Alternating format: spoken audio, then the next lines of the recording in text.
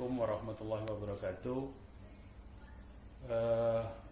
Kepada seluruh umat Islam dan rakyat Indonesia, hari-hari terakhir ini kita melihat bahwa penguasa dan rezim yang ditopang oleh sistem kekuasaannya, yaitu melalui aparatus hukum, aparatus penegak hukum maupun dari aparat kekuasaan lainnya, ini terus-menerus melakukan kriminalisasi dan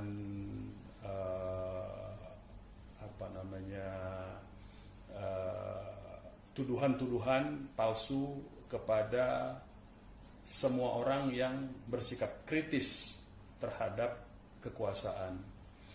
Nah, senjata yang sering digunakan oleh rezim ini, terutama oleh aparat hukumnya, adalah Undang-Undang Informasi dan Transaksi Elektronika. Padahal kita semua tahu Undang-Undang ITE ini bisa kita baca sebetulnya dari naskah akademisnya yang masih ada hingga sekarang, bisa kita lihat di penjelasan umum undang-undang tersebut, bahwa Undang-Undang ITE ini sebetulnya tujuan utamanya adalah untuk justru melindungi bisnis-bisnis yang menggunakan informasi dan teknologi informasi ya sebagai cara dalam melakukan bisnisnya. Misalnya apa? Perbankan online, ya, rekening, pembukaan rekening online, kemudian macam-macam pembayaran yang menggunakan transaksi elektronika, maupun melindungi pengguna-pengguna atau pemilik-pemilik akun, ya, supaya tidak dibajak, tidak dihack sebetulnya. Itu tujuan utamanya sebetulnya. Tetapi kita lihat, ya, undang-undang ini sudah disalahgunakan sedemikian banyak. Jadi bukan lagi untuk melindungi akun-akun pemilik akun yang sah, ya, baik itu pemilik akun Facebook, pemilik akun Twitter, ya, maupun perusahaan-perusahaan dan perbankan yang menggunakan sistem pembayaran elektronik, ya, misalnya e-banking segala macam. Justru undang-undang ini digunakan menjadi undang-undang politik, ya, undang-undang politik. Nah, ini celakanya, undang-undang politik yang didesain sedemikian rupa, itu justru orang-orang yang dikenakan undang-undang ini justru lebih banyak adalah orang-orang yang kritis terhadap rezim. Nah, kita bisa saksikan misalnya akun-akun yang pro rezim yang juga melakukan penghinaan itu sama sekali tak tersentuh hingga hari ini. Tetapi akun-akun atau orang-orang yang bersuara kritis melalui media elektronika ini justru mendapatkan ancaman yang luar biasa keras dari aparatus penegak hukum. Nah, inilah letak penyalahgunaan dari undang-undang yang ada, saya kira. Oleh karena itu sebetulnya kita semua harus mengembalikan undang-undang ini kepada fungsi dan tujuan di awal undang-undang ini dibentuk. Tidak boleh undang-undang ini menjadi undang-undang transaksi politik dan transaksi kriminalisasi.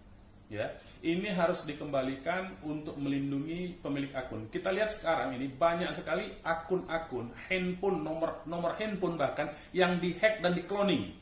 Nah, mestinya itu yang dilindungi, pemilik handphone yang dihack, yang dikloning, itu mestinya dilindungi untuk apa? Untuk supaya mereka aman menggunakan handphonenya, ada jaminan keamanan dari negara, ya, supaya nomor handphonenya tidak dikloning. Saya sendiri nomor handphone saya sudah beberapa kali dikloning, ya, sudah beberapa kali dikloning. Begitu juga tokoh-tokoh kritis lainnya seperti Pak Said Didu ini. Nah, saya kira ini yang mesti disadarkan kepada masyarakat luas, ya, bahwa undang-undang ini memang sudah disalahgunakan sejak lama, sejak rezim ini berkuasa, ya.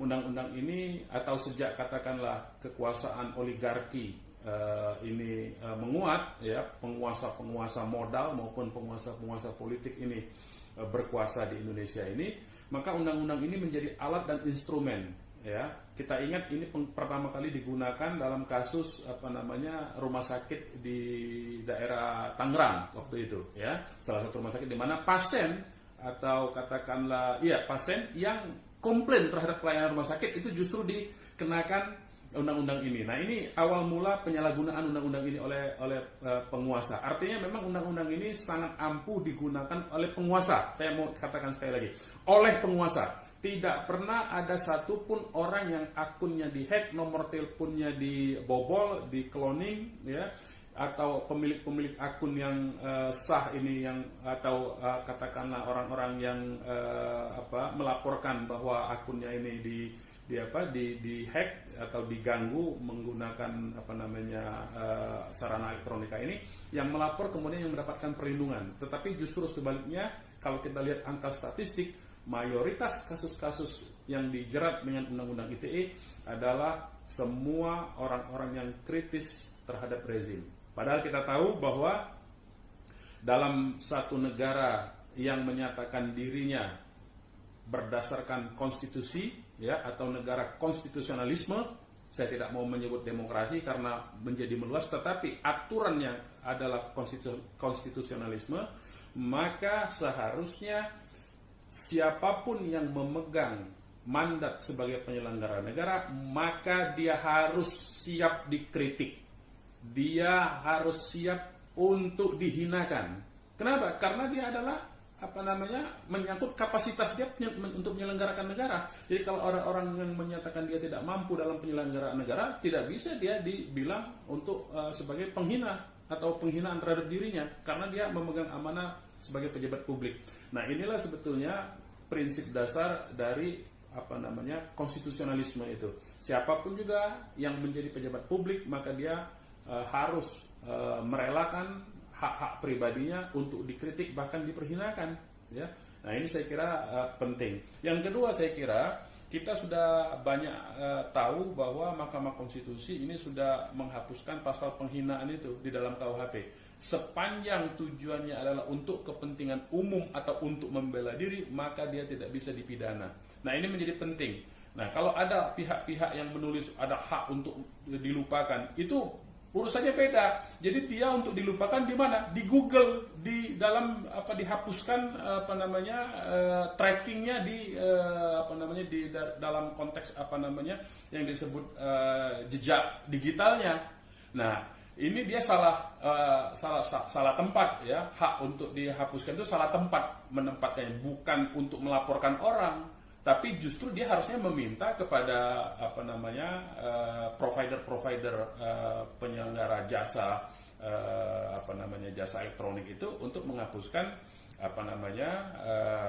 catatannya atau kritiknya di medsos tersebut, bukan dengan mengkriminalisasi orang. Jadi ini kekeliruan yang kedua lagi dari para pembela yang membabi buta ini, ya. Nah, saya kira kepada masyarakat semua harus dibangkitkan kesadaran kita bahwa ini undang-undang sudah sekali lagi sudah banyak sekali disalahgunakan, dan ini harus segera dilawan dan dihentikan penyalahgunaan undang-undang ITE untuk membungkam suara kritis ini. Ini harus dihentikan dan harus dilawan. Demikian dari saya. Billahi taufik wal hidayah. Wassalamualaikum warahmatullahi wabarakatuh.